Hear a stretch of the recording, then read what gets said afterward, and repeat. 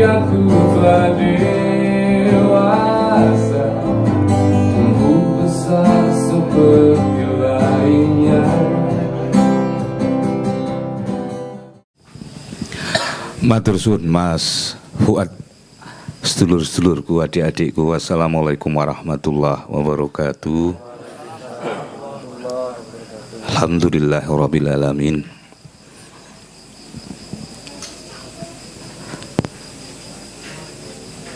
Wa bihi nasta'inu ala umuri dunya waddin, wassalatu wassalamu ala Rasulillah sallallahu alaihi wasallam wa ala alihi washabihi wasallim wa barik al-jama'in. Amma ba'du. Saya tak mengendorse sejenak tamu-tamu yang datang ya, sebagai rasa hormat saya pada majelis ini.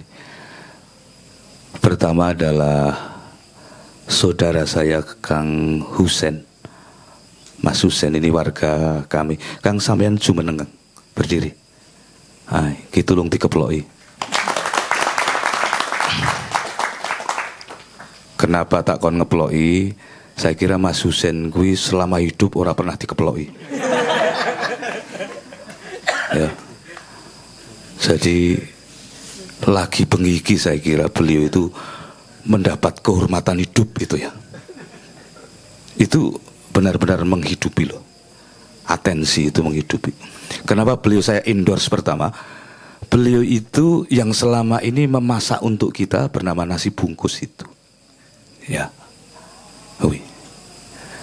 Jadi acara Minggu Wagen kuwi jane aku wis kesel.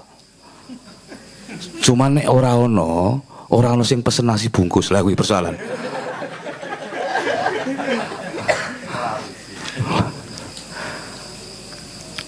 Matur suwun Mas Husen ya, semoga Mbak Yu sehat, anak-anak Mas Husen sehat. Anaknya pinter banget. Anaknya sapa Mas? Putrane sing cilik? Yusuf. Jadi bapaknya itu Husen, anaknya Yusuf. Jadi secara nasab kualik-walik.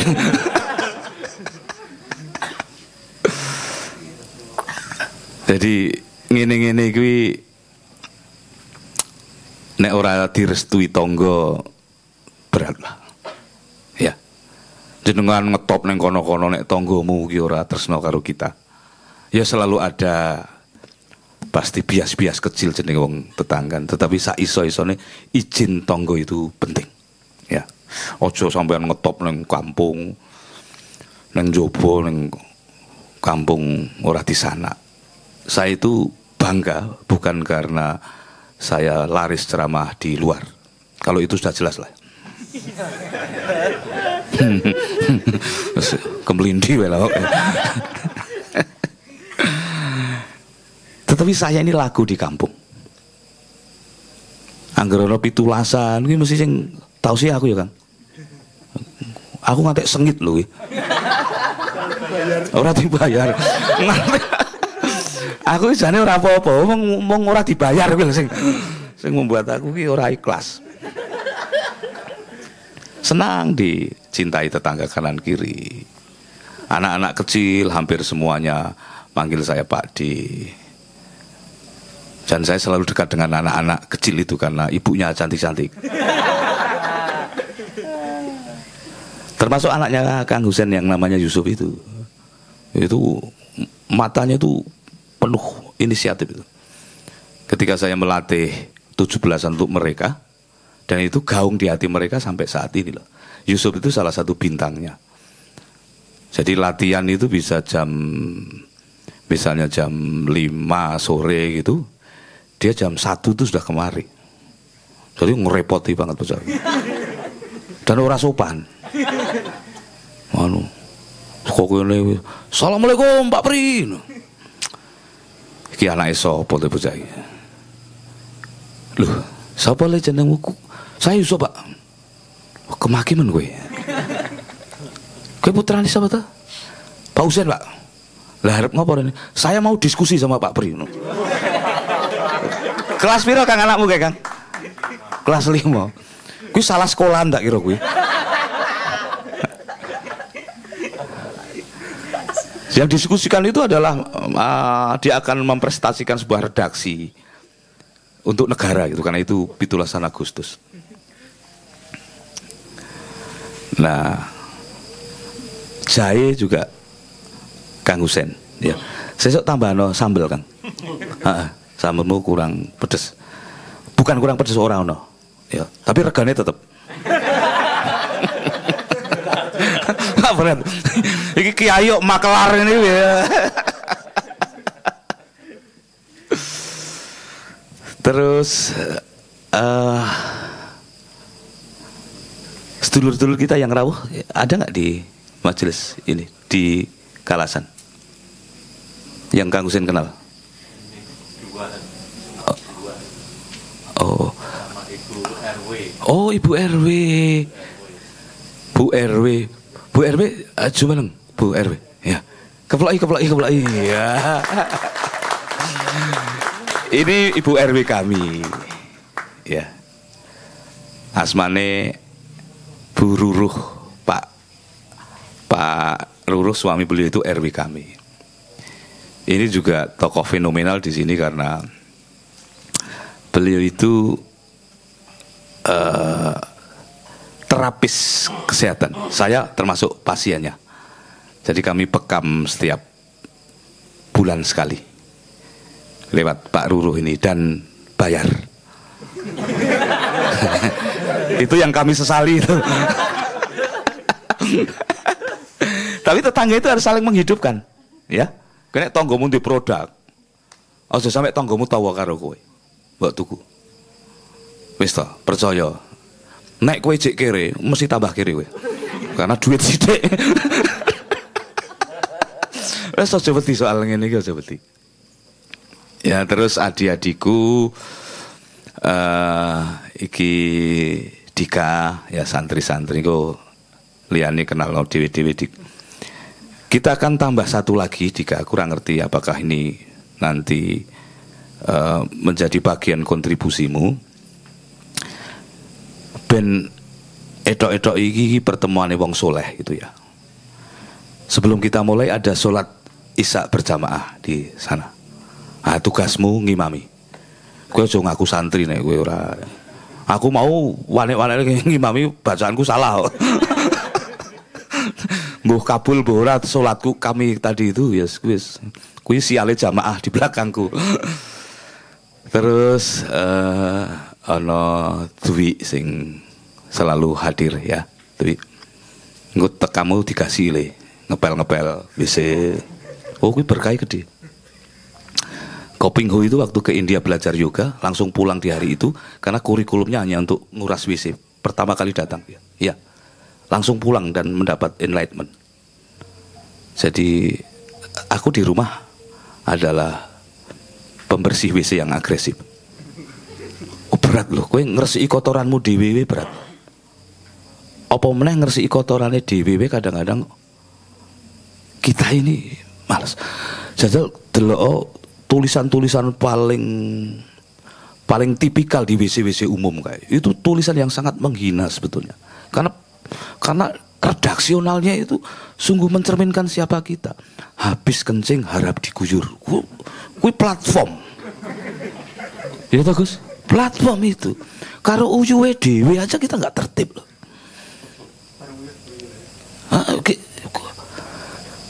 Itu kan goblok banget ya anjuran itu. Tetapi kenapa anjuran itu ada? Memang wong sing nguyu ora diguyur ki jek ono. Banyak ya, pelakunya. Ini testimoni, self testimoni.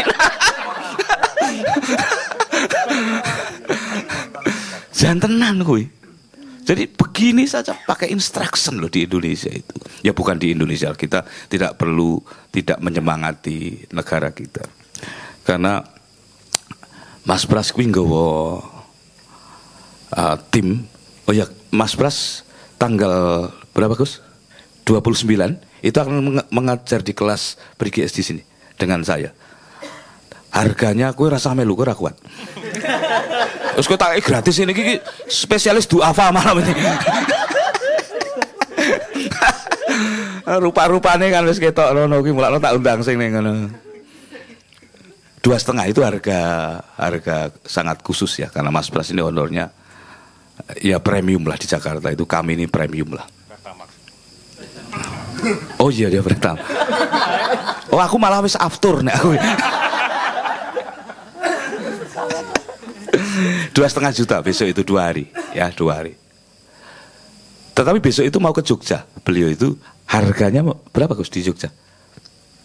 4,5. Nah, kanggo malam ini sing aku ngerti situasimu. Kita kumpul mangan donga. Ya.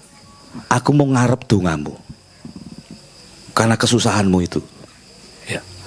Wis ndelok wong susah kuwi indah loh. Dadi aku ndelok mangan, kowe mangan kuwi terharu aku. Wong sego bungkus ngono sepanjang kuwi ra mbayar dokoe ra karo. Kuwi. Enggak, itu nanti kalau perlu kita dekatkan lagi Kang gawean Kang Husen gawe sing iso di bareng-bareng. Ya. Bareng-bareng. Sing kuwi gaweno segodhok wae. Mbok ulek karo sambel, pokoke lawuh ra enak anger pedes ngono ki lali. Nanti kita mulai tradisi Mas Wan ya, bareng-bareng. Nek perlu rasa wisuhus pokoknya. Mas Pri guru saya dan juga guru-guru saya yang lain. Karena sebetulnya kan di antara kita yang ada di ruangan ini semuanya guru. Ini Mas Dipa Justia, lawyer kepailitan. Ya. Okay. Merangkap ketua Datuk Banser. Selesai. Pokoknya nek ono kerusuhan telepon beliau. Jangan. Tepuk tangan untuk Mas Dipa ya. Kayaknya kita udah terhubung di Facebook ya? Belum ya? Nanti saya add. Oke. Facebook saya Prasetya M. Brata.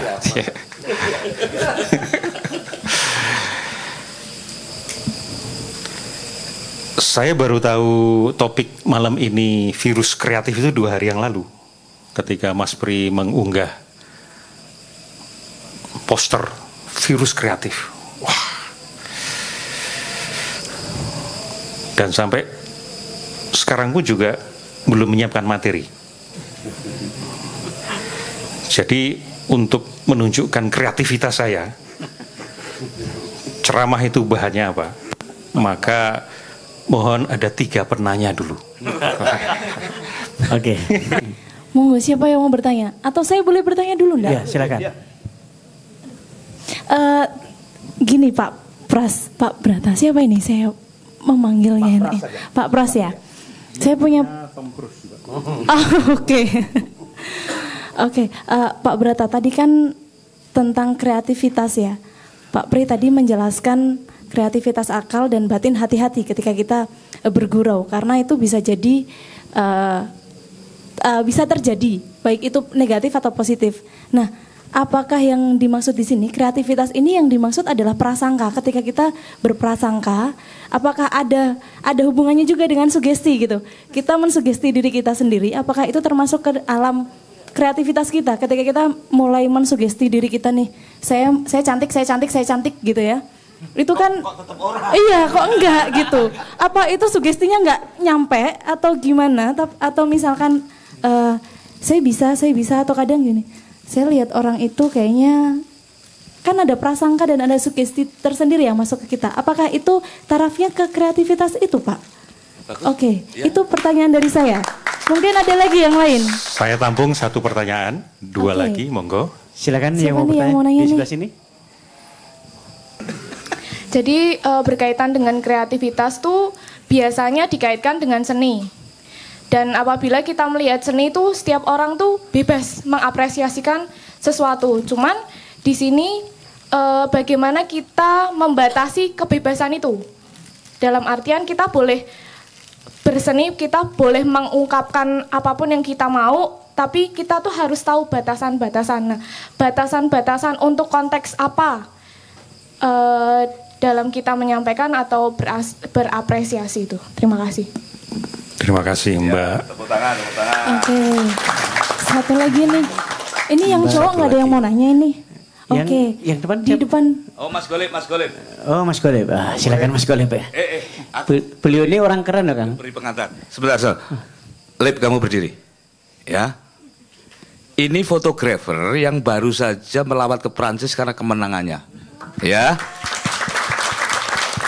Nah, tak lengkapi sebelum Mas Pras tadi itu mengelaborasi ya, Pris ya. Mas Golib ini dulu aku mau ngangkon Gojek gitu ya. Gojek memberi sebuah pesan kepada Mas Golib karena kami dulu sedang mendapat undangan preview menonton ayat-ayat cinta. Ya. Aku malah diingatkan ketika beliau baru pulang dari Prancis itu. Karena beliau waktu itu masih di sini, kita ngobrol malam-malam begini kalau tidak salah. Ngerti dia mau nonton itu, aku berpesan kecil saja kepada Golib ini. Lip, di ayat-ayat cinta itu ada setting kota di Eropa, ini. Coba kalau kamu pas adegan itu, kamu pay attention ke kota itu. Ya. Golib itu bolak-balik menang final dan sangat ingin melakukan lawatan ke luar negeri. Dari hasil kemenangan fotografinya gagal terus. Aku nggak ngerti apakah isengku itu juga ada manfaatnya, karena aku jani ya ora patek serius, mung ben dikira guru gitulah gitu. Ya, iseng saja. Dan ketika beliau itu pulang dari Prancis, aku diingetin itu bahwa Pak Pri, dulu aku itu nurutin nasihat kecil itu. Ya. Aku malah kaget, loh aku ki sakti ya. Nah nanti Mas Pras biar ya. Mas Golib silakan. Assalamualaikum warahmatullahi wabarakatuh. Saya Golib, yang dikenakan Pak Pri tadi Golib memang saya. Saya Golib.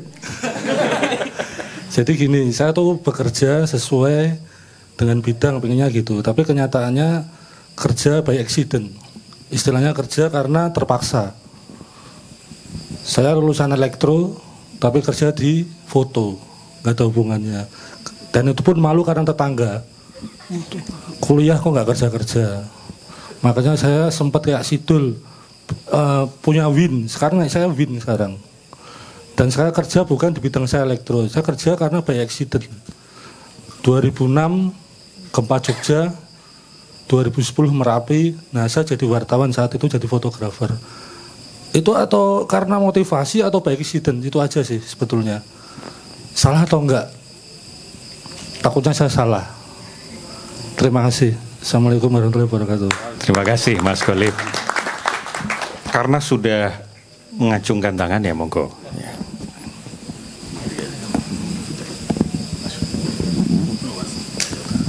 Oke, selamat malam. Assalamualaikum warahmatullahi wabarakatuh.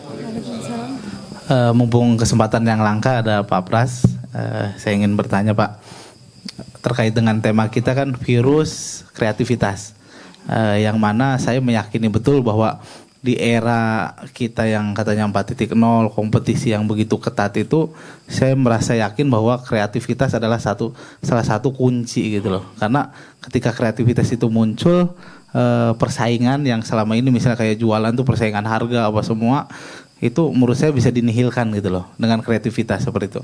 Nah cuma problemnya adalah Pak Pras kan sebagai pakar ini ya, neurosemantik, dan saya menganggapnya gimana caranya otak bekerja itu Pak Pras paham betul. Gimana sih caranya untuk bisa kita mencipta kreativitas? Adakah misalnya otak itu harus pada gelombang alfa, beta, theta atau seperti apa gitu? Atau misalnya kita harus menyendiri, harus dengan musik atau dengan apa? Secara otak itu untuk menimbulkan kayak yang istilahnya aha moment itu seperti apa Pak Pras? Seperti itu mungkin. Terima kasih. Terima kasih.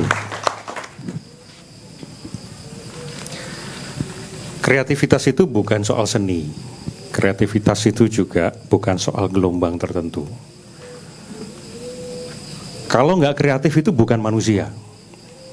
Jadi kalau sampai manusia punya masalah terus nggak kreatif, sebetulnya dia sedang tidak beroperasi sebagai manusia. Itu artinya sedang mengingkari kemampuan yang sudah Tuhan berikan kepada kita untuk create. Kreatif kan dari to create, mencipta. Manusia itu khalifah. Khalifah itu pemimpin, wakil Tuhan. Dan satu-satunya makhluk di dunia ini yang dikasih tugas sebagai khalifah adalah manusia. Jin, malaikat, binatang, tumbuhan itu tidak diberikan tugas sebagai manusia, sebagai khalifah. Sebagai wakil Tuhan yang memelihara dunia, pasti Tuhan itu Allah itu memberikan modal yang tidak sama dengan binatang. Makanya dikasih tugas hanya manusia sebagai khalifah. Tuhan Maha Pencipta menciptakan manusia sebagai ciptaannya, di mana ciptaannya ini akan mewakili Tuhan di dunia, sehingga manusia diberikan kemampuan mencipta tanpa maha. Tuhan Maha Pencipta, manusia wakilnya, maka diberi, aku delegasikan. Proses pendelegasian itu kan tidak aku ubah nasib suatu kaum sebelum kaum itu mengubah apa-apa yang ada dalam dirinya. Artinya Tuhan sendiri sudah mendelegasikan penciptaan nasib kita kepada kita. Tapi kan seringnya kita kemudian melempar kembali. Nasibku ini sudah takdir. Udah bingung antara nasib sama takdir. Apa yang ku alami hari ini, kemiskinanku ini sudah ketetapan dari Tuhan dan kepastian dari Tuhan. Padahal kita belum sungguh-sungguh memastikan. Tuhan itu kewenangannya kepastian. Tapi memastikan adalah tugas manusia. Belum memastikan sudah ngomong kepastian dari Tuhan. Belum menggunakan sumber daya dan modal yang diberikan Tuhan berupa kemampuan mencipta solusi jomblo. Ini gimana cara kreatif untuk keluar dari kejombloan ini? Itu manusia punya kemampuan. Belum punya ikhtiar untuk menciptakan supaya dia itu menjadi alasan kenapa didekati orang, didekati lawan jenis. Dia sudah mengatakan, udah aku wis ngene aja. Aku nasibku seperti ini udah. Ini udah takdir dari Tuhan. Itu perilaku-perilaku yang tidak menunjukkan kita beroperasi sebagai manusia. Sampai di sini sudah bingung? Sudah, oke. Tak tambah lagi. Ini agak ilmiah, supaya tambah bingung. Apa buktinya manusia itu diberikan kemampuan unik sehingga dia menjadi khalifah itu? Sumber daya yang dimiliki oleh manusia yang tidak dimiliki oleh tumbuhan dan binatang apa? Ada yang tahu? Pasti sudah tahu. Yaitu akal. Pikiran? Apa bedanya akal sama pikiran? Kucing bisa mikir? Bisa. Manusia bisa mikir. Kucing punya akal? Tidak. Kucing mikir, wah ada Mas Guntur, wah dia tuh sering nendang saya. Sehingga begitu ngelihat, langsung kabur. Berarti kucing mikir. Tapi dia nggak punya akal. Kita lagi ngepel, kucing dari got langsung tuk. Weh, kamu itu mikir dong. Aku lagi ngepel. Yang gila siapa? Kenapa? Karena kucing itu nggak punya akal. Berarti akal kaitannya dengan penciptaan dan etika di sana. Etika binatang itu instingtif. Insting saja. Ayam makan sampai temboloknya penuh, berhenti. Loh, tapi manusia punya akal plus nafsunya. Ini gimana aku investasikan? Gimana aku kumpulkan sehingga barang itu langka, sehingga harganya naik. Begitu naik tak jual lagi. Itu kerjaan apa sih? Nah, di otak kita ada tahun 1960 itu MacLeod itu mengemukakan yang namanya the triune brain. Ini agak bahasa Inggris ya supaya sok ilmiah gitu. Bahwa manusia itu punya, kalau otak itu ada 3 kemampuan, 3 jenis otak di dalam manusia. Otak yang pertama ini adalah yang disebut dengan otak reptil, reptilian brain. Reptil itu contohnya apa ya? Buaya, ya kan? Buaya kan? Terus apa lagi? Ular, ya. Apa lagi? Komodo, kadal, cicak itu reptil. Perhatikan nggak? Reptil itu respon hidupnya itu apa saja? Kalau diganggu bagaimana responnya? Itu ada 5 ternyata. Reptil itu cuma 5 respon-responnya. Menyerang, lari, diam, makan, reproduksi. Molimo. Perang, melayu, meneng, mangan, mana.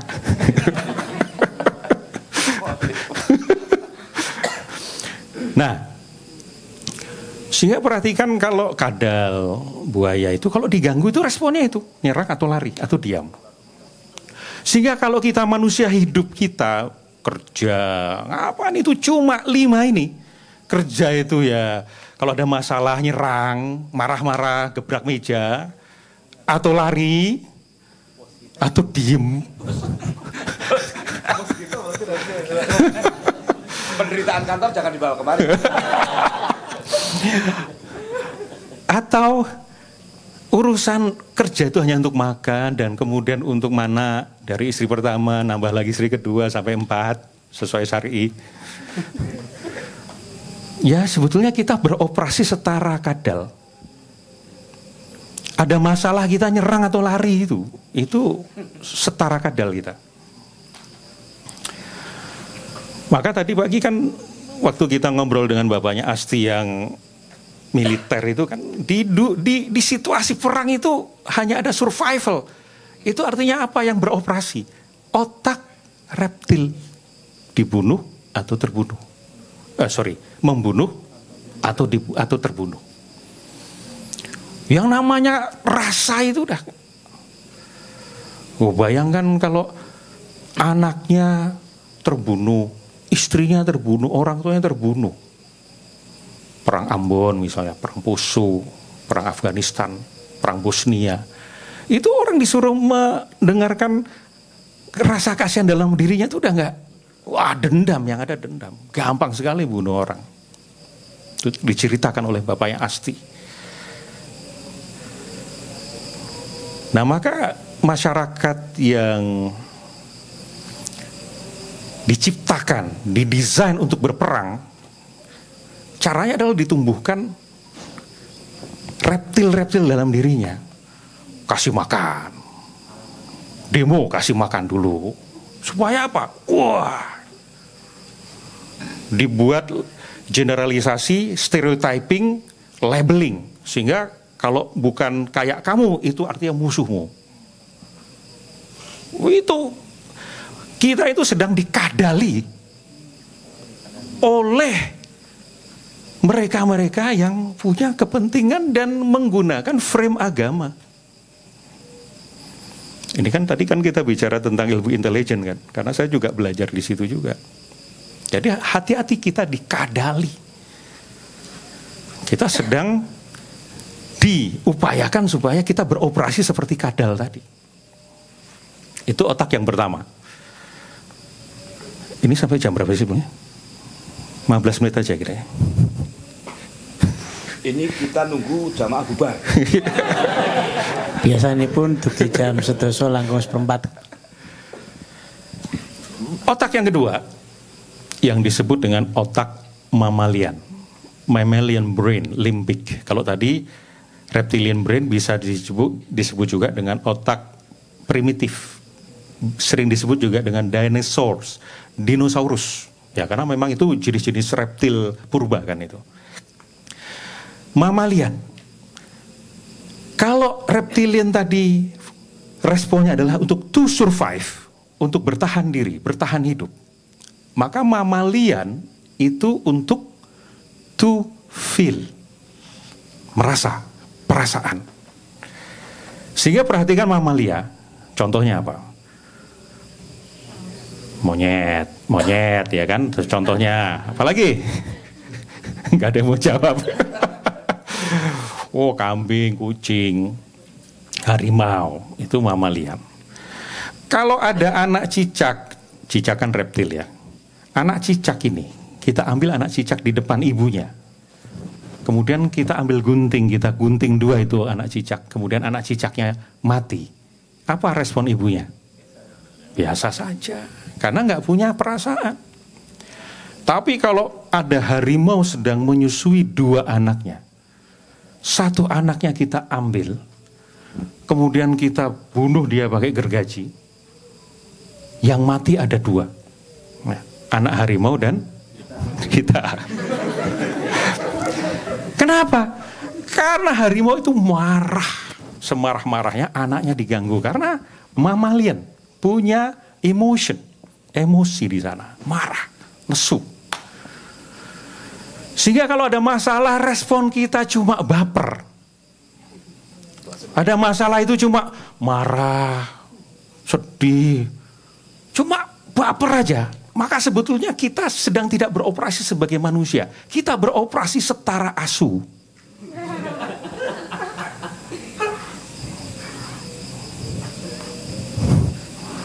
Yang asu angkat tangan.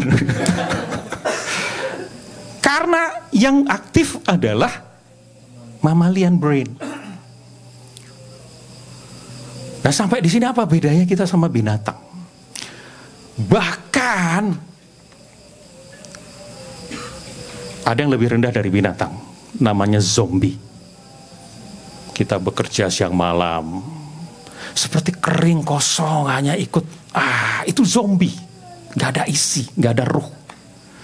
Maka kan disebut dengan bahwa pada satu titik tertentu manusia kan ciptakan dengan sebaik-baiknya, tapi bisa kemudian jatuh lebih rendah daripada binatang, yaitu jadi binatang aja kita bukan manusia. Nah, sementara kita ini kan sudah diciptakan sebagai manusia, khalifah, wakil Tuhan, pemimpin. Berarti kita menggunakan satu otak lagi yang selama ini mungkin kita tidak banyak gunakan. Apa itu? Namanya otak neokortex, disebut juga dengan human brain. Apa fungsinya? To create, mencipta. Jadi kita mencipta itu akibat menggunakan neokortex.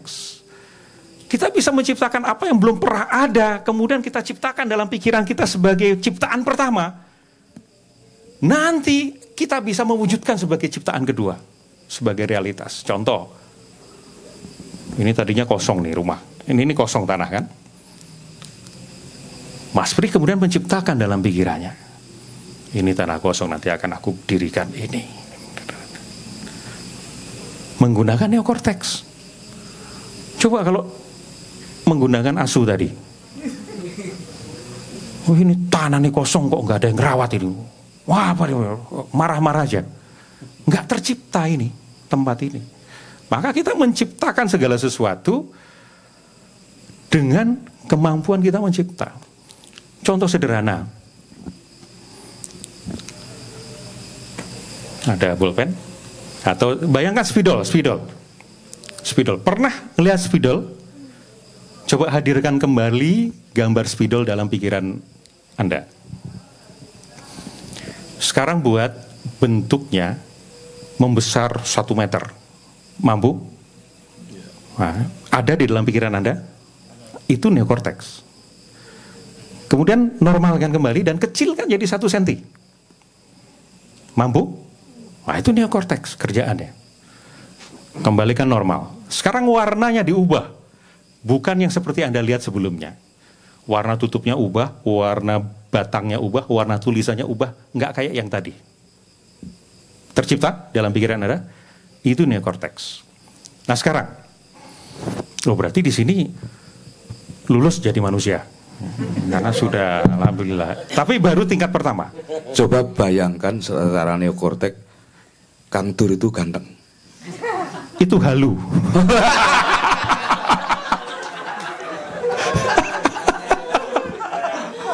Harus dijelaskan bedanya neokortek sama halu ini, Mas.